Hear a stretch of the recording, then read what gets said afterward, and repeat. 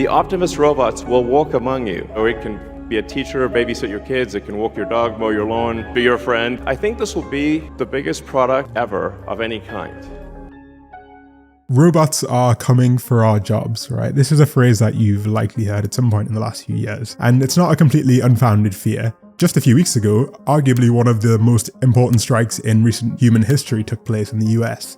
The longshoremen, the guys who load and unload ships at ports, went on strike. This cost the US economy apparently around $4.5 billion a day. The strike was all about one thing: automation. The longshoremen were asking themselves, what's going to happen when the machines take over our jobs? What will we do all day? And well, the thing is, for most of human history, we were really optimistic about how technology would change our lives. I've mentioned before John Maynard Keynes, who said that we'd work only 3 hours a day because of advancements in technology. Obviously, this has not happened, and the tide has kind of turned. This technological optimism has slowly waned. Technology has already started to supplant jobs. If you have applied for a job recently, there's a 75% chance at least that your CV was read by an AI instead of a human. And there's a wealth of evidence that describes how technology has already affected the workplace. And by understanding that, we can begin to have some more informed assumptions about what might happen going forward. While it can be tempting to think of generative AI and of large language models as these completely revolutionary brand new technologies that have appeared out of nowhere, the reality is that they're one element in a long line of technological progress that began in the 1980s with the computer revolution. And while today the idea of a desktop computer doesn't feel particularly innovative or special, it completely changed the course of the workplace. And when we usually think about how technology affects the workplace, we typically think of a manager walking into the office, telling you you're fired, and then as you walk out, a Tesla bot or something walks in and takes your job. I'm obviously exaggerating, but the typical conception of how technology takes jobs is in this linear exchange way, where the workers get kicked out and technology just gets plugged in their place. The reality is a bit more complicated than that. If we go back to the 1980s, we can actually see a different picture of how technology has affected the workplace already. I came across a really interesting paper called The Growth of Low-Skill Service Jobs and Polarization in the US Labour Market. And these guys looked at the last several decades of technological advancement, and they noticed that if you look at the change in employment, you actually get this really interesting little curve, this U-shaped curve. This U-shaped curve tells you two things, right? It tells you that there's been really big growth in high-paying jobs up here, and it tells you that there's been growth in low-paying jobs down here. The people who've been really screwed, the guys and gals in the middle. The major effect of technology since the 1980s has been this phenomenon called job polarization.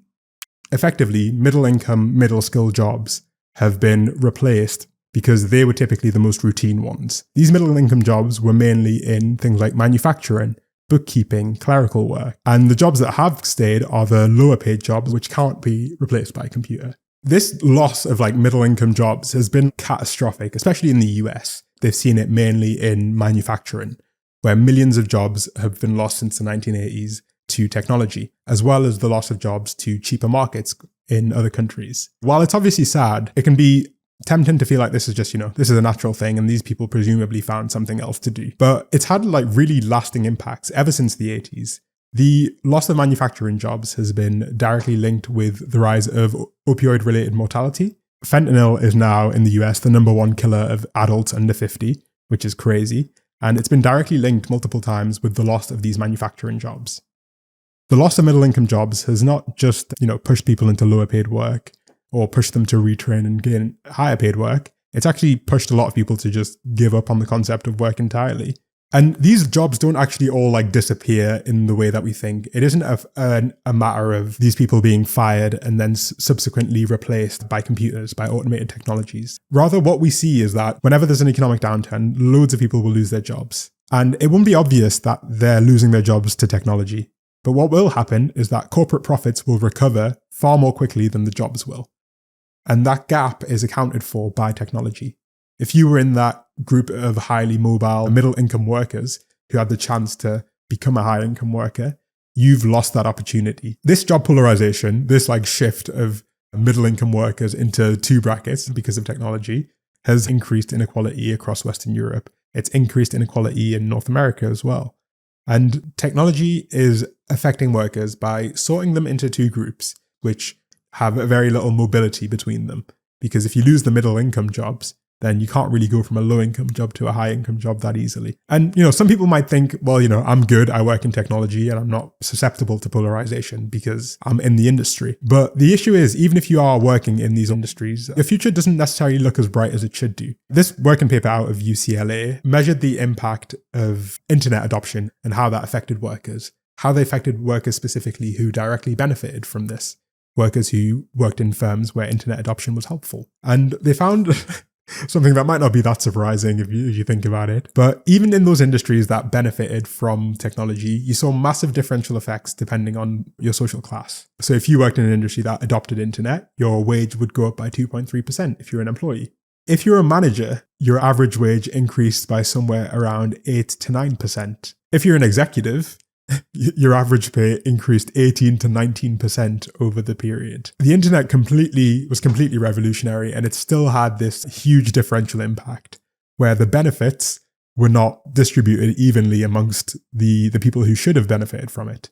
The low-level employees who likely saw the greatest increases in productivity didn't see the commensurate increase in salaries. This is a classic case of hardest work and reaps the least reward. It's not created equal benefits for society already. Suppose you are one of the people that did lose their job to AI, right? The question is then, now what? Well, historically, the solution to losing your job to automation has been education. Education has been the one thing that has stopped huge amounts of people from losing income over the last 50 years. They've been able to adapt, they've been able to learn how to use the technological tools to be more competitive in the workplace, and they've been able to survive, right? I did show you this graph earlier on of how the job distribution has changed and how these middle income jobs have been lost. And some of these middle income workers have been able to go up here to high income jobs through the virtue of education, right? However, even that idea of using education to beat the system is not so good anymore. As Praise the Sun mentioned, Google laid off 12,000 tech workers just months after a stock buyback. And today we actually have an oversupply of talented people. Too many people have tried to retrain. If you're a computer science grad, you've likely experienced the difficulty of trying to find a job in this market. Intel's been doing layoffs. Google has done layoffs. I think Riot Games is doing layoffs. ByteDance, TikTok is doing layoffs. And this idea that we can beat this increasing automation through education has led actually to a system where there are tons and tons of highly trained but unemployable graduates because there simply aren't enough jobs. This is a particularly huge problem in China. It's a big problem in India, and it's also a problem in the US, actually. If you are a tech graduate, let me know what your experience of finding work has been. This promise that we can beat automation through education is starting to prove not as robust as it once was. More and more higher skilled workers are being forced towards lower paying jobs. Is it actually possible that we end up with two economies? That we could end up with the economy on the news and the economy and the economy? Yeah, so what we're seeing is that there's a increasing separation between the value of assets and the value of labor, right? Asset prices have been increasing steadily without stopping for an incredibly long time now. If you bought a house in the 80s, you'd be doing good. But if you've been working since the 80s, since the 90s, or for the last 10 years, the growth that you've seen has been incredibly rapidly outpaced by things like houses, things like stocks. We're basically already in a dual economy because the value of assets has consistently been outpacing the value of labor. And this is affecting people who were promised to be able to be liberated through education, to be able to have a good life through education, and are finding that the jobs that were once available are slowly disappearing. And I think it's very unreasonable to expect that at the increasing rate at which technology is developing, that it's going to be even a feasible option in the future to retrain yourself out of a job loss. It's quite unreasonable to expect, every translator to become an AI engineer, for example. Even if that future was possible, even if the future where everyone who loses their job can retrain and can get a new job, it wouldn't solve the problem that we have because the gains that are being produced by this technology have been really inequitably distributed. And even with retraining, people are not regaining the purchasing power that they should be regaining. And when thinking about what the future would look like after all of this takes place, you have the optimist. The optimist will likely bring up some form of universal basic income, which is the idea that everyone, regardless of their social status, regardless of their employment status, of any kind of metric, will receive a fixed amount of money to spend on whatever they want. The idea is that if enough people lose their jobs, then we have to begin to divorce survival from labor. And we have to accept that survival is not something that can be conditional on being able to work. Universal basic income is not a completely new idea or anything. In fact, it's been something that's been mentioned for hundreds of years, actually. Probably the best example is in the 1930s, this man here was a US senator. His name was Huey Long, and he began a movement after the Great Depression called Share Our Wealth. And the whole principle of Share Our Wealth was that living standards had dropped so extremely after the Great Depression that he believed that the state had a duty to rebalance things effectively, that they had a duty to tax the rich and they had a duty to be much more aggressive with it.